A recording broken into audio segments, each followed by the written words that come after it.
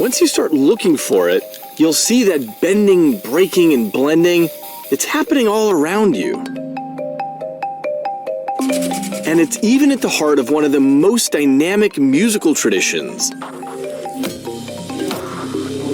jazz. Robert Glasper is a Grammy Award-winning musician. Jazz is a mutt. It's a music made of a bunch of other music. In his own remixing of jazz, Robert builds on the traditional, adding in R&B and hip-hop. A lot of people say, oh, you can't add hip-hop to jazz. That's not the tradition.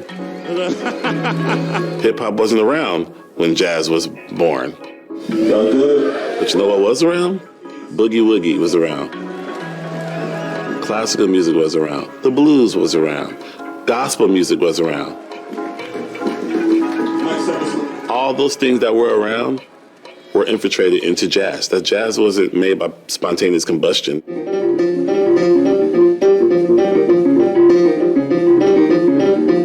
Jazz is a reflection of the time. The tradition of jazz is actually that it always changes.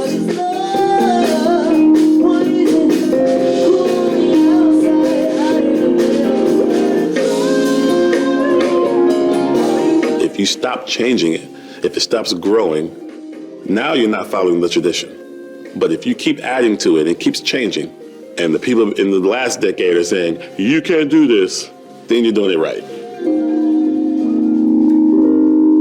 And Robert isn't only repurposing musical influences, he's remixing ideas and inputs from his own life.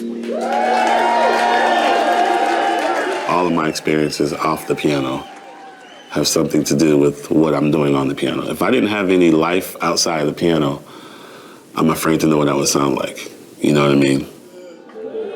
Once again, give a try the sounds on the keyboard. Understanding that our brains endlessly remix existing inputs